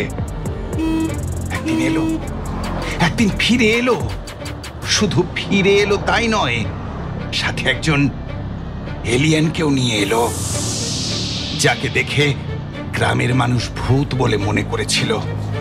এবং তাকে দেখার কিছুদিনের মধ্যেই ঘটুকেশ্বর বাবু মারা যান। গ্রামে প্রচলিত রয়েছে যে ওই ভূতের কবলে পড়ে ঘটুকেশ্বর বাবুর প্রাণ যায়। কিন্তু আমি শিওর যে তেমন কিছু সেদিন ঘটেনি। ঝিমলি আশ্চর্য হয়ে বলল, তাহলে স্যার, বটুকেশ্বর যে শব্দ শুনতে পাচ্ছে সেগুলো কি? আমার মনে হচ্ছে সেগুলো নিশ্চয়ই অন্য গ্রহের কোনো উন্নত মস্তিষ্কের প্রাণী প্রেরণ করছে। তারা এখান থেকে প্রেরিত সেজারকে ধরে তারপর নিজেদের কোনো যন্ত্র দিয়ে ব্রেন ওয়েভে পরিবর্তিত করে সেটা পৃথিবীর দিকে প্রেরণ করছে। অত্যন্ত বুদ্ধিমান প্রাণী তারা। আমার মনে হয় তারা নিজেদের মধ্যে মানসিকভাবেই যোগাযোগ করে থাকে। প্রফেসর স্যামুয়েল বললেন, কিন্তু সেগুলো এই ছেলেটি শুনতে পাচ্ছে কিভাবে? যন্ত্র ছাড়া তো শোনা সম্ভব নয়। নিধুবাবুকে কিছুটা চিন্তান্বিত মনে হলো। অনেক ভেবে বললেন, আমার মনে হচ্ছে অন্য কিছু। বটুকেশ্বর একমাত্র শব্দ শুনতে পাচ্ছে, তার কারণ সে ঘটুকেশ্বর বাবুর বংশধর। একই জিন রয়েছে ওদের মধ্যে। তার মানে ঘটুকেশ্বর এমন একটা টেকনোলজি বের করেছিল যাতে করে তার পাঠানো সেজারের ফ্রিকোয়েন্সি কেবলমাত্র সেই শুনতে পাবে। মানে তার দেহের জেনেটিক অসিলেটরের সাথে কেবল তা বিক্রিয়া করবে, অন্য কারোর সাথে না। এখন বটুকেশ্বরের দেহ ওই একই জিন থাকায় সেও শুনতে পাচ্ছে, অন্য কেউ শুনতে পাচ্ছে না, তাই তো?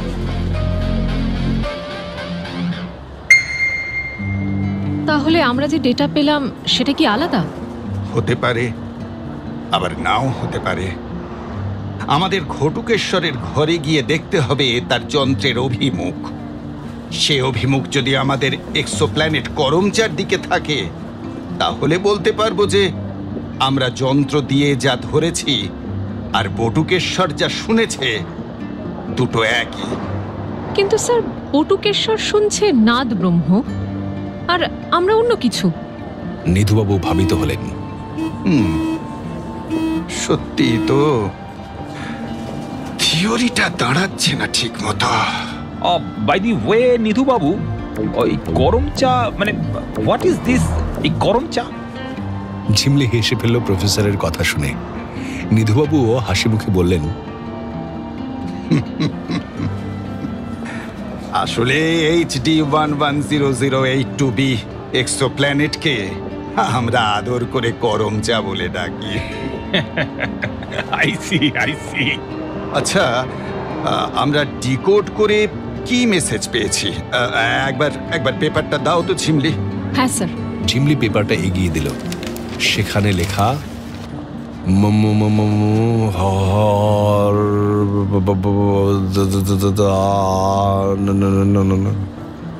নিধুবাবু মন দিয়ে দেখতে লাগলেন সেই লেখা। হারিয়ে গেলেন যেন।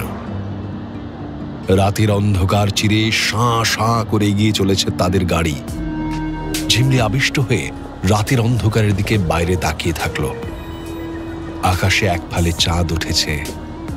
সেই চাঁদও যেন তাদের সঙ্গে পাল্লা দিয়ে ছুটে চলেছে। ঝিমলি দেখল ডেভিড সারাটা রাস্তা চুপ করে বসে কি যেন ভাবছে। তার মুখ শুকনো। তারা লক্ষ্য করেনি তাদের গাড়ির পিছনে আরেকটা গাড়িও আসছে। সেই গাড়িতে বসে রয়েছে একজন মানুষ, খুন করা, যার কাছে কোনো ব্যাপারই না। যে কোনো মূল্যে তাকে কাজ হাসিল করতেই হবে। সে ওয়ার্নারের ডান হাত রাসেল। রাসেল তার স্যাটেলাইট ফোন থেকে ওয়ার্নারকে ধরল।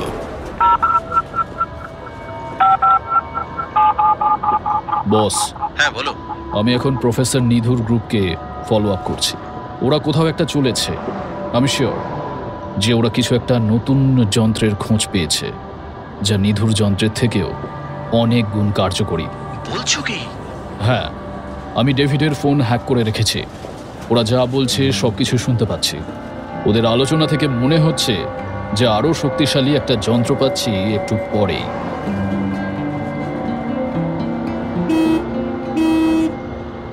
গাড়ি কত দূর এসেছে জানা নেই। হঠাৎ করে নিধুবাবু চেঁচিয়ে উঠলেন, পেয়ে গেছি, মেসেজের অর্থ পেয়ে গেছি আমরা। সবাই অবাক হয়ে তাকালো তাঁর দিকে। তিনি উত্তেজিত হয়ে প্রিন্ট করা পেপারটা মেলে ধরলেন সবার সামনে। তারপর বললেন, নয়েজ বাদ দিয়ে আমরা কি পেয়েছিলাম? যেটা পেয়েছিলাম তার কোনো অর্থ আমরা খুঁজে পাচ্ছিলাম না, তাই তো? আপাত দৃষ্টিতে সেটা অর্থহীন মনে হয়েছিল, কিন্তু তার অর্থ রয়েছে। সেটাকে যদি পিছন দিক থেকে আমরা সাজাই তাহলে কি আসে? তাহলে আসে ন, দ, আ, ব, র, হ আর ম, অর্থাৎ নাদ ব্রহ্ম। আমাদের মেশিনে হয়তো কিছু ফেজের মিসম্যাচ ঘটেছে, যাতে করে মেসেজটা উল্টে গেছে, তাই আমরা ওরকম শুনতে পাচ্ছিলাম। তবে এবার আমি নিশ্চিত হলাম যে ঘটুকেশ্বর বাবু হয়তো না জেনেই আমাদের আগেই করমচা নামের ওই এক্সোপ্ল্যানেটটাকে আবিষ্কার করে ফেলেছিলেন তার নিজের তৈরি সেজারের মতো যন্ত্র দিয়ে। আবার সেই যন্ত্রের পাঠানো সংকেতের উত্তরে তারাও সংকেত পাঠিয়েছে, এমনকি নিজেও এসেছে। আশ্চর্য, সত্যিই আশ্চর্য। গাড়িটা একটা পুরনো বিশাল দালান বাড়ির সামনে এসে থামল। তারা সকলে নেমে এলেন। ঘড়িতে তখন রাত 12টা পার হয়ে গেছে।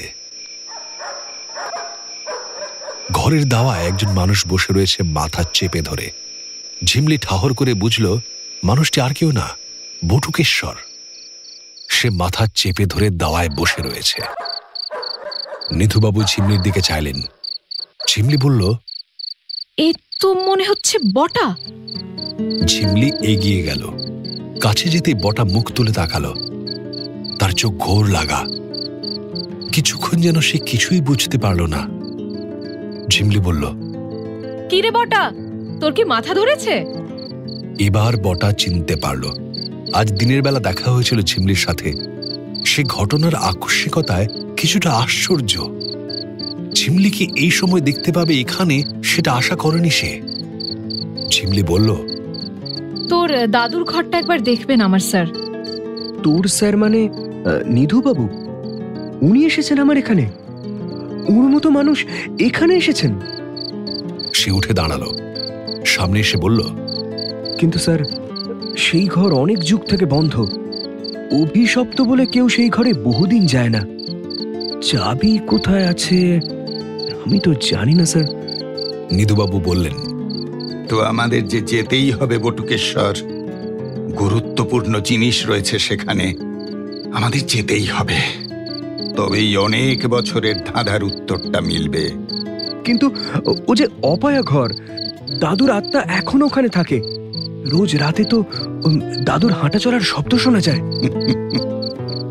তুমি না বিজ্ঞানের ছাত্র বটুকেশ্বর, তবু এইসব আষাঢ়ে গাল গল্প বিশ্বাস করো? বটা মাথা নামিয়ে রাখল। নিধুবাবু বটার কাঁধে হাত রেখে বললেন, তোমার দাদু অনেক দিন আগেই গত হয়েছেন, তিনি আর কিভাবে আসবেন? তবে তিনি তার অক্ষয় কীর্তি রেখে গেছেন, সেগুলোকে যে আমাকে উদ্ধার করতে হবে, না হলে সারা পৃথিবীর ক্ষতি হবে যে। বটা অবাক হয়ে তাকিয়ে রইল। নিধুবাবু বললেন, তুমি যদি অনুমতি দাও তাহলে ওই ঘর খোলার ব্যবস্থা করবে আমার ড্রাইভার রামচরণ। বটা ঘাড় নাড়ল। নিধুবাবু রামচরণকে ইশারা করলেন। রামচরণ গাড়ি থেকে একটা বড় মোটা লোহার রড বের করে নিয়ে এলো। তারপর বটাকে সঙ্গে নিয়ে সবাই দোতলার ঘরের দিকে অগ্রসর হলো। কিছুটা দূরে অন্য গাড়িটা থেকে সেই মানুষটা নেমে এগিয়ে এলো সবার অলক্ষ্যে। একবার চেক করে নিল তার সঙ্গে থাকা অত্যাধুনিক পোর্টেবল অটোমেটিক মেশিন গানটা। বাড়ির উঠোনে একটা গন্ধরাজ গাছের তলায় ঘাপটি মেরে দাঁড়িয়ে রইল। নিধুবাবুদের দল উপরে উঠে বটার দাদুর ঘরের সামনে এসে দাঁড়ালো। তিনি ইশারা করতেই রামচরণ মোটা রড দিয়ে দরজায় লাগানো পিল্লায় মরচে ধরা তালাতে বারবার আঘাত করতে লাগলো। বারংবার আঘাতের ফলে পুরনো তালা ভেঙে গেল। নিধুবাবু তার টর্চ জ্বালিয়ে ঘরে ঢুকলেন। ঘরে ব্যবসা গন্ধ, ধুলো মাকড়সার ঝুলে ভর্তি। তাঁরা সেই সব অতিক্রম করে এগিয়ে এলেন। দেখলেন ঘরের জানালার দিকে একটা বিশেষ জায়গায় একটা কিম্ভূত কিমাকার যন্ত্র দাঁড়িয়ে রয়েছে।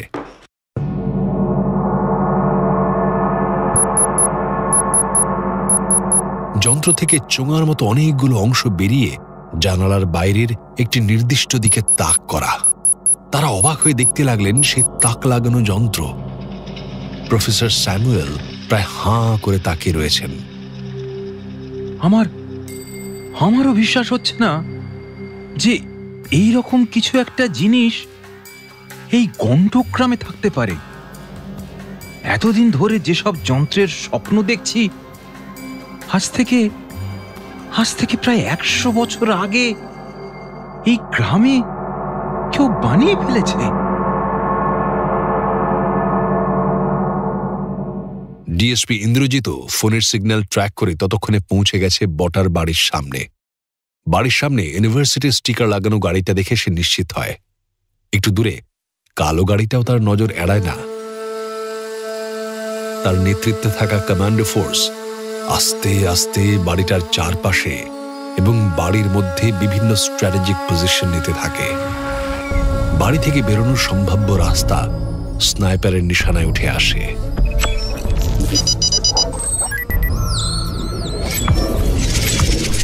একজন কমান্ডো তার হাতে নাইট ভিশন থার্মাল গগলস এগিয়ে দেয়, ফলে কথা না শুনতে পেলেও উপরের ঘরের সবার পজিশন এবং চলাফেরা নিচ থেকে অবজার্ভ করতে পারছিল তারা।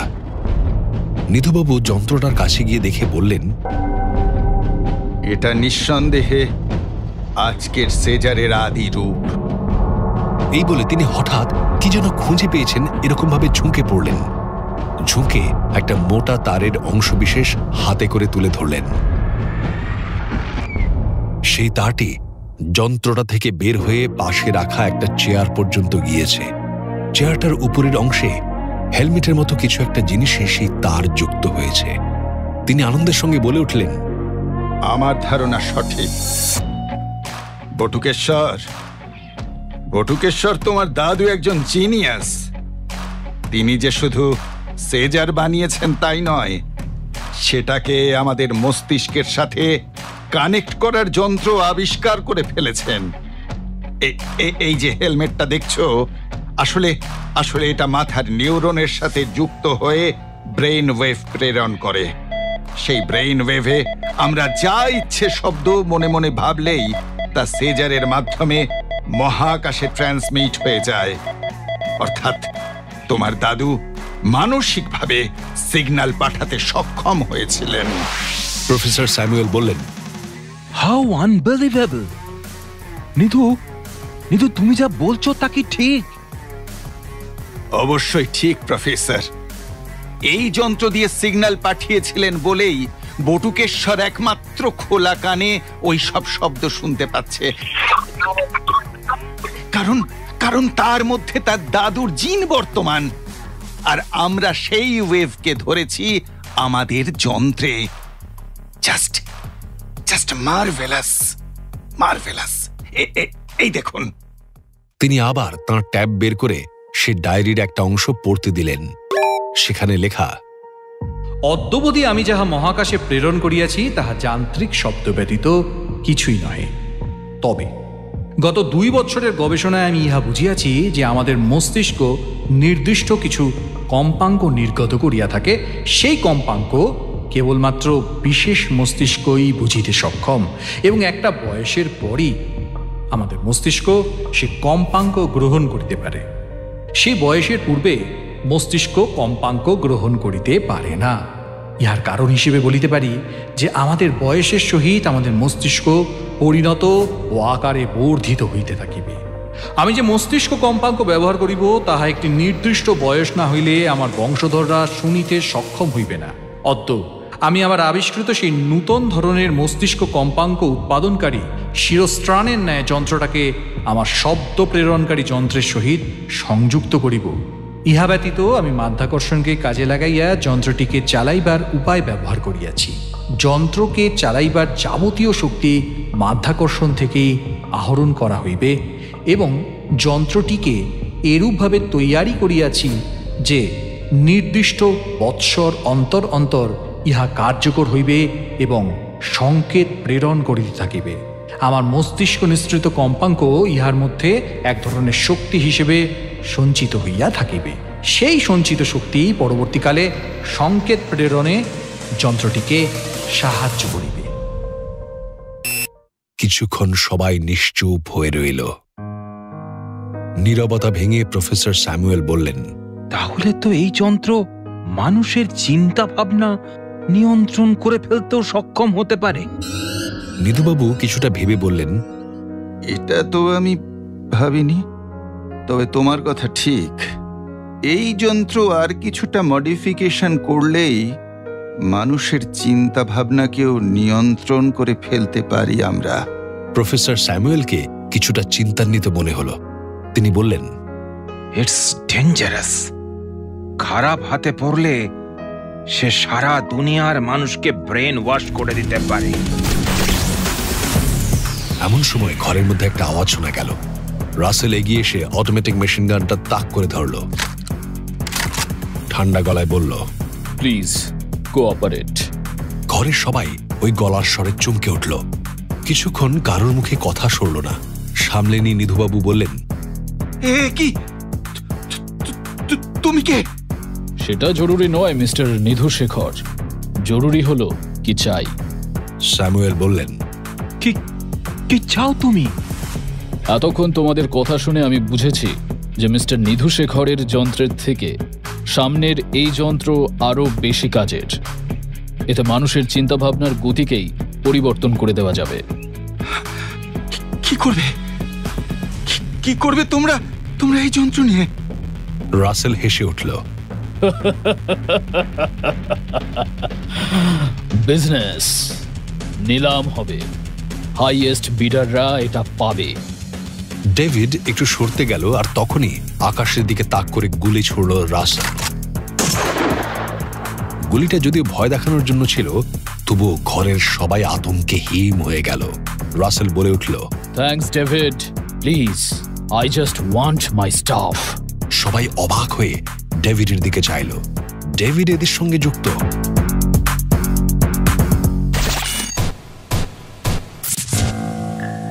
হঠাৎ করে ঝিমলির মনে পড়ে গেল সারা রাস্তা ডেভিড একটা কথাও বলেনি। ভয়ে সিঁটিয়েছিল সারাক্ষণ। হে ঈশ্বর!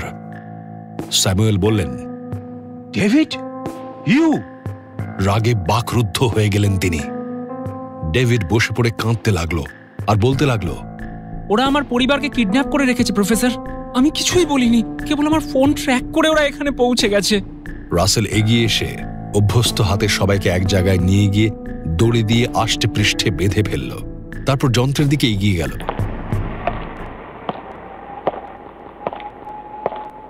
কিন্তু রাসেল জানে না ঘরের ভিতরে সব ঘটনা তার মতোই অবজার্ভ করছিলেন ইন্দ্রজিৎ মিত্র এবং তার বাহিনী।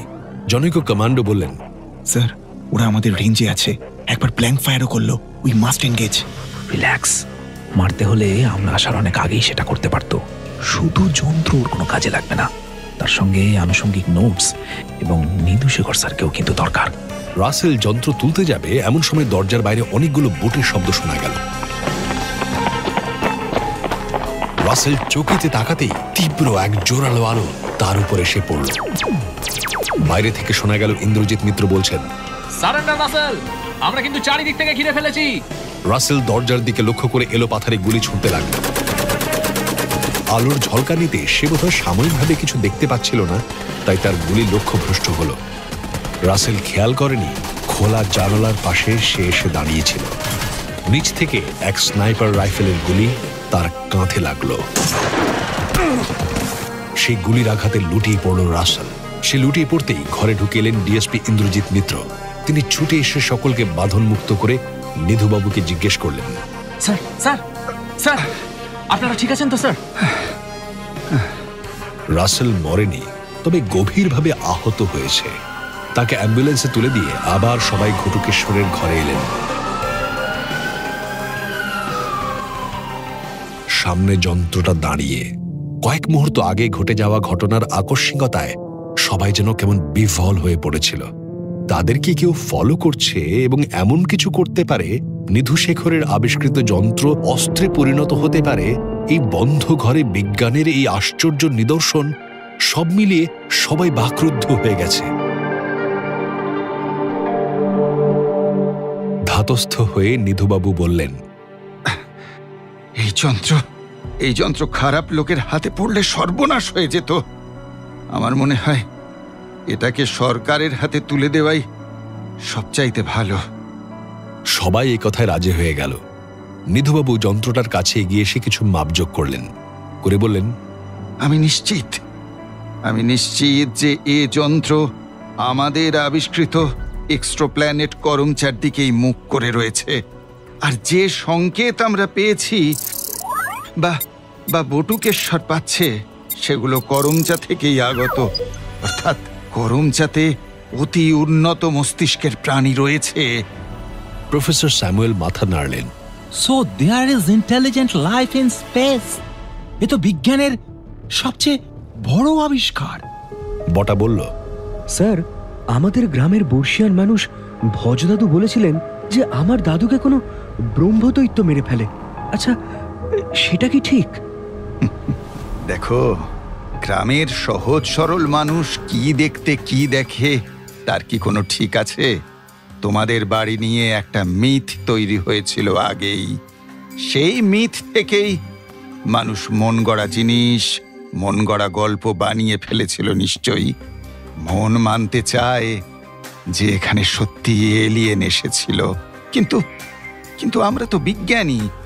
সেই রকম তথ্য প্রমাণ ছাড়া এত বড় কথা তো বলতে পারি না আমরা। পারে জানা যেতে পারে। এই প্রথম পৃথিবীর বাইরের মহাজাগতিক প্রাণের এত নির্দিষ্ট প্রমাণ পাওয়া গেল। এতদিন আমরা অন্ধকারে হাতড়েছি। হয়তো তাদের সিগন্যাল আমাদের পৃথিবীতে এসেছিল, আমরা বুঝতেই পারিনি। কিন্তু এবার আমরা সেই ফ্রিকোয়েন্সি জানি, এই টেকনোলজি আমরা পেয়েছি। পৃথিবীর সব তাবর দেশের রেডিও স্যাটেলাইট এখন এটার উপরে কাজ শুরু করবে। মানব সভ্যতার এক নতুন অধ্যায় শুরু হতে চলেছে। আমরা একা নই। স্যার, আমাদের গ্রামের লোকে তো শব্দও শুনতে পায়, কিন্তু আবার দাদুর ডায়েরিতে বলা রয়েছে কেবল তার বংশধর ছাড়া আর কেউ নাকি এই শব্দ শুনতে পাবে না। সেটা ঠিকই, তোমাদের গ্রামের লোক কেবল যন্ত্রটি চালানোর শব্দ শুনতে পেয়েছে, কিন্তু কেউই নাদ ব্রহ্ম শব্দটি শুনতে পায়নি, কারণ সেই শব্দটি প্রেরণ করা হয়েছিল। আর ওই যন্ত্র চালানোর শব্দকেই লোকে ভুতুড়ে শব্দ হিসেবে ধরে নিয়েছিল। নিধুবাবু বটুকেশ্বরের কাছে ফিরে এসে বললেন, বটুকেশ্বর, আমি শুনেছি তুমি পড়াশোনা মাঝপথে ছেড়ে দাও অভাবের তাড়নায়। তা এখন কি আবার শুরু করতে চাও? দেখো শিক্ষার ক্ষেত্রে দেরি বলে কিন্তু কোনো কথা হয় না। বটুকেশ্বর অবাক হয়ে তাকিয়ে থাকলো তার দিকে। সে যেন নিজের কানকে বিশ্বাস করতে পারছে না। তারপর মাথা নেড়ে সায় দিল, বলল, কিন্তু না, কোনো কিন্তু নয়। তোমার সব ব্যবস্থা হবে। এই যন্ত্রের পেটেন্ট নেওয়া হবে, তার থেকে প্রাপ্ত অর্থ তোমার নামেই আসবে। আর আমার ল্যাবে তুমি গবেষণা আর পড়াশোনা দুটোই একসাথে আরম্ভ করবে। আর আমি আজই ইন্টারন্যাশনাল স্পেস অর্গানাইজেশনে চিঠি লিখে করমচার আবিষ্কারের কৃতিত্ব বটুকেশ্বর বাবুকেই দেব। এই আবিষ্কার তো তারই আবিষ্কার। আনন্দে বটার মন পরিপূর্ণ হয়ে গেল। তবে শুধু বটা নয়, আরো একজনের মন পরিপূর্ণ হয়ে গেল আনন্দে। ঝিমলি হঠাৎ কেন জানি না বটার নাম শুনে লজ্জায় রাঙা হয়ে উঠল। অবশ্য অন্ধকারে তাকে দেখতে পেল না।